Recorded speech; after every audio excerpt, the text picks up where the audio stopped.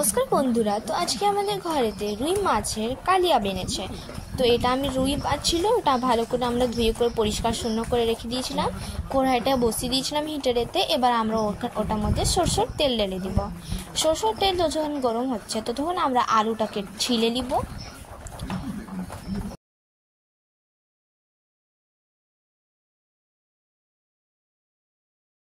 তো আলুটা ছিলা হয়ে যাওয়ার পর আমরা আলুটাকে 4 ভাগাতে কেটে দিব। আরেকটা আলু আমরা কেটে দিব, দুটো আলু এটার মধ্যে ডালছি আমরা। এবার আমরা আদরক নিয়ে নিব, আদরককে ভালো করে আমরা এবার ছিলে নিব।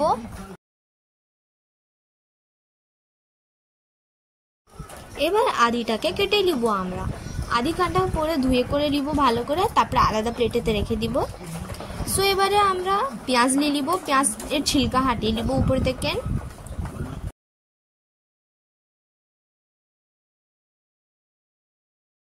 তো এটা আমরা পেঁয়াজও ছিলে নিয়েছি। এবার পেঁয়াজটাকে ধুয়ে ধাক করে আমরা কেটে নিব। পেঁয়াজ কাটার পরে এবারে আমরা টমাটো কেটে নিব ভালো করে দুটো। তো যেটা রুই মাছগুলো ছিল ওটাতে খালি পেটি আমরা চুনে করে আলাদা জায়গায় রেখে দিয়েছিলাম। ওটার উপরে নমক ঢেলে দিলাম আর হলদি ঢেলে দিলাম। এবার আমরা ওটাকে ভালো করে মিক্স করে নিব। হলদি আর যে নমকটা আছে এবার ওটা ভালো করে পুরো মিলিয়ে দিয়েছিলাম মাছের পেটিগুলোতে। এবার ভাজতে দিয়ে দিব সরষের তেলটা, যেটা আমরা গরম করতে দিয়েছিলাম। তো ভাজাটাও হয়ে গেছিলো, ফ্রাই হয়ে গেছে। এবার ওটার মধ্যে 5 ফোড়ন ঢেলে দিব ওই সরষের তেলেতে। এবার একটু পরে যে আলুগুলো আমরা কেটে রেখেছিলাম আলুটাও কেটে করে ঢেলে দিব।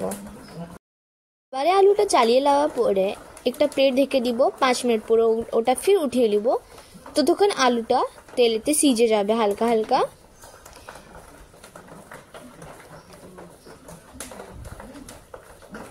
এবার এটা পরে আমরা হলদি ঢেলে দিব,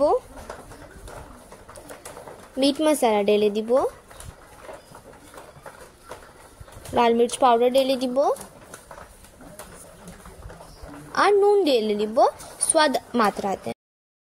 এবারে এর উপরে একটা পেঁয়াজ আর লসুনের একটা পেস্ট ছিল ওটাও ঢেলে দিব।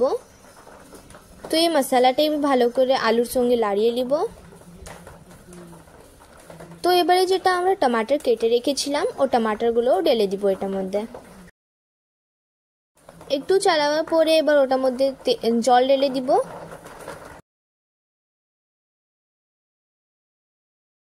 তো এটা এখন বয়েল হয়ে গেছে। এবার এটার মধ্যে যে মাছগুলো আমরা ফ্রাই করে রেখেছিলাম ওটাও ঢেলে দিব এটার মধ্যে।